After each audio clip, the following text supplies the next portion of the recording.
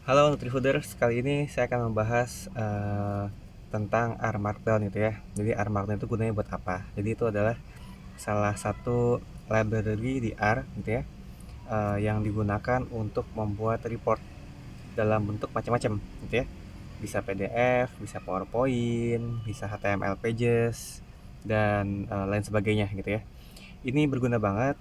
Jadi kalau teman-teman pengen one stop gitu ya, one stop application for doing data analysis sampai report gitu ya. Kalau biasanya kalau yang tradisional gitu ya, kita punya datanya di SPSS atau di Excel, kita olah dulu di sana, kita bikin grafiknya, kita bikin dulu PowerPoint-nya gitu ya, reportnya. Nah, kalau di R tuh enggak gitu ya, kita bisa langsung lakukan di sini gitu ya, tanpa buka Excel, tanpa buka PowerPoint gitu. Teman-teman bisa mengaksesnya di sini, di plus gitu ya, ada R Markdown di sini. Nah, nanti ada banyak pilihan gitu ya. Silahkan boleh pilih mau bentuknya formatnya seperti apa, mau HTML atau mau bentuknya PowerPoint juga bisa gitu ya. Nanti tinggal di oprek-oprek aja gitu ya. Karena ini sifatnya relatif mudah gitu ya. Contohnya kalau di market reset kita sekarang udah meninggalkan yang PowerPoint gitu ya. Kenapa? Karena kita ingin menampilkan sesuatu yang dinamis. Misalkan grafiknya bergerak-bergerak atau orang bisa mendownload dari reportnya. Dari report itu bisa download, bisa filter-filter sendiri, bisa download gitu ya. Atau bikin semacam kayak dashboard mini gitu ya. Nah, itu juga bisa di sini gitu ya menggunakan si R Markdown ini gitu. Ini contohnya saya bikin HTML pages dulu di sini ya.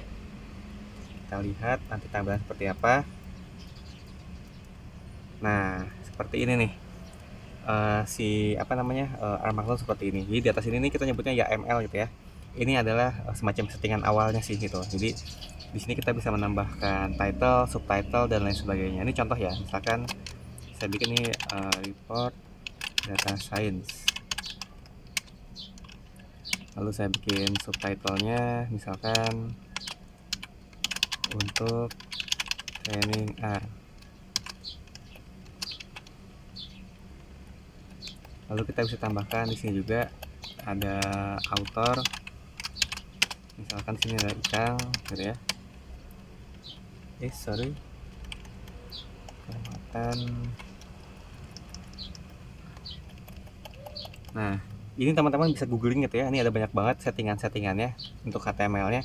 Begini pun udah cukup sebenarnya. Tapi kalau misalkan teman-teman pengen bikin tambahin semacam table of content gitu ya, pengen tambahin sesuatu misalkan ganti fontnya segala macam, nah itu bisa juga di sini, atau ganti temanya ya, itu juga bisa di sini gitu.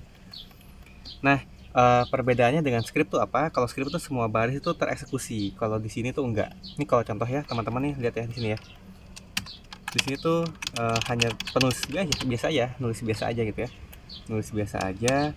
uh, Tidak semuanya tereksekusi. Yang tereksekusi itu adalah ini nih, kalau kita kasih tanda ini nih, yang titik 3 di atas ini nih gitu ya. Nanti kalau ada di sini baru dia akan tereksekusi gitu ya, gitu. Nah, ini contoh aja, misalkan saya pengen coba tulisin sini ada empty cars gitu ya, data apa namanya, data contoh yang ada di R gitu ya, di cars. Terus nanti misalkan kalau kita pengen bikin plot, tinggal langsung bikin plotnya di sini gitu. Ini kalau udah saya coba save dulu ya. Save, saya tulis nama sini belajar. Lalu di sini bukan di run ya, tapi di net nih, netnya ini. Nah, nanti kalau udah dia akan berjalan dan hasilnya seperti ini. Nah, gini ya. Tuh. Nah, ini masih tampilan standar ya. Plotnya masih plot standar gitu ya. Tabelnya juga tabel biasa aja kayak gini ya. Nah, itu teman-teman bisa eksplorasi lebih lanjut. Kita bisa bikin tabel yang dinamis yang ada filter-filternya, bisa download data dari situ gitu ya. Plotnya juga bisa mungkin bikin yang 3 dimensi atau yang jalan-jalan nih, animasi itu juga bisa gitu. Paling sih itu dari saya. Nanti teman-teman silahkan ya oprek-oprek sendiri untuk yang si R Markdown-nya, karena ini uh, banyak banget gitu ya, banyak banget aplikasinya, themes-nya juga banyak banget, tiap orang bisa bikin sendiri yang beda-beda gitu ya. Ini seru banget sih kalau di otak atik gitu ya. Mungkin sekian dari saya, sampai berjumpa di sesi selanjutnya gitu ya.